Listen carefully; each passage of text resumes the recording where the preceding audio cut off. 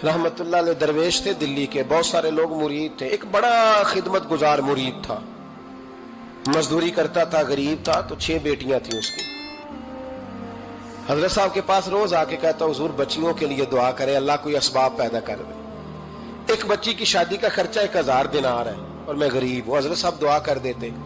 खानका शरीफ के थोड़े ही फासले पर, हजरत जहां बैठ के मुरीदों की तरबियत करते थे, उससे थोड़ा ही फासले पर ना एक ईसाई रहता था, बड़ा मालदार था, बड़ी सारे ऊंट, गायें, भेड़, बकरियां रखी हुई थी और हजरत शरफुद्दीन रहमतुल्लाह अलैह की बड़ी मुखालफत करता था। और ये जो आपका गरीब मुरीद था, ये उसका पड़ोसी था। एक दिन बुला के ना उनको कहने लगा कि तू किधर जाके जो है वो टकरे मार रहा है, वहां से कुछ नहीं मिलने वाला। वो तुझे क्या देंगे जिनकी खानका खुद चंदे पे चलती है, मदरसा चंदे पे चलता है, मस्जिद चंदे पे चलती है, तेरी बेटी का मामला कहां हल होगा?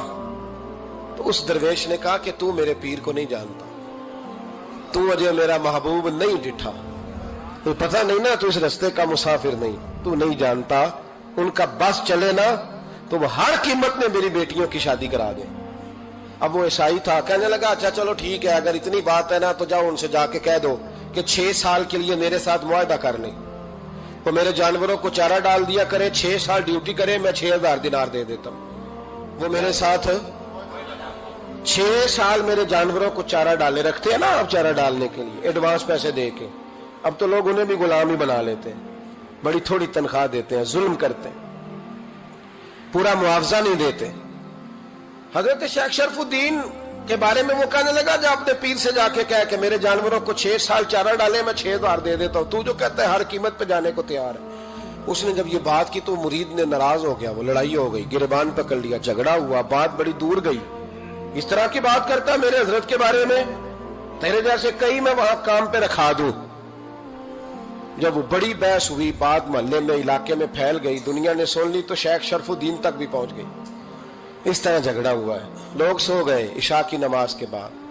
हजरत साहब ने ना सर पे कपड़ा लिया, उस ईसाई के दरवाजे पे दस्तक दी, वो बाहर आया, फरमाने लगे लोग तो सोच समझ के मुलाजम रखते हैं, तूने भी तो सोच ही लिया होगा, तभी तो मुझे ऑफर की है। तू अपनी ऑफर पे कायम है?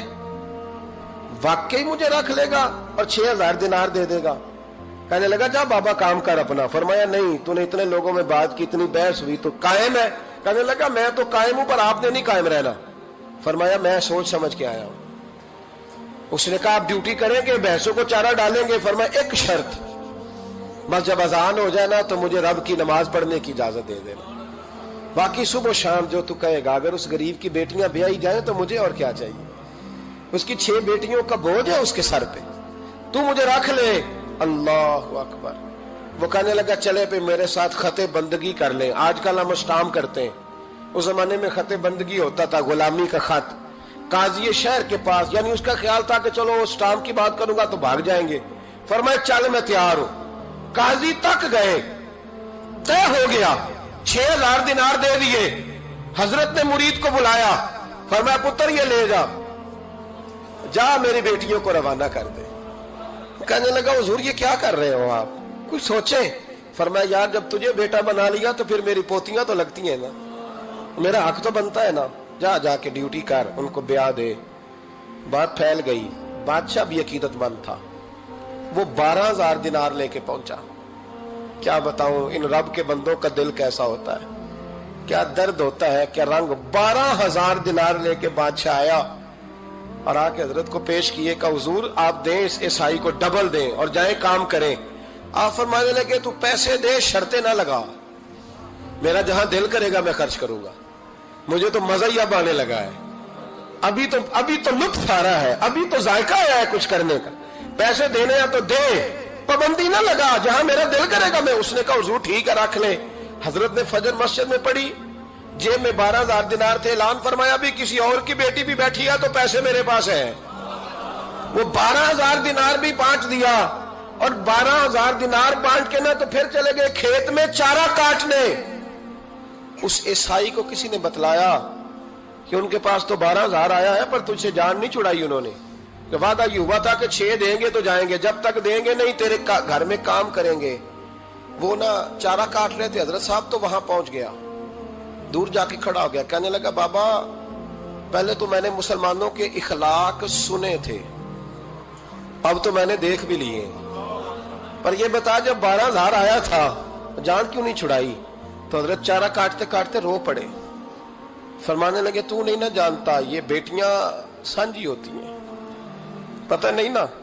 میرے رسول پاک نے تو حاتم تائی کی بیٹی کے سر پہ کپڑا رکھ کے کہا تھا بیٹیاں برابر ہوتی ہیں، تو یہ نہیں پتا جب اس کی 6 بیٹیوں کی شادی ہوئی ہے میرے اندر روحانیت کتنی بڑی ہے۔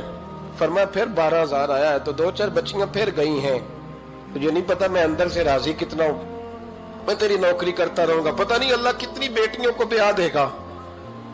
اتنا رویا وہ عیسائی کے پیروں میں بیٹھ گیا، کہنے لگا بابا میں نے تیری مخالفت کی ہے پر تیرے قریب آ کے پتہ چلا ہے کہ تو بہت اونچے اخلاق کا مالک ہے، اور اگر تیرا یہ مقام ہے تو تجھے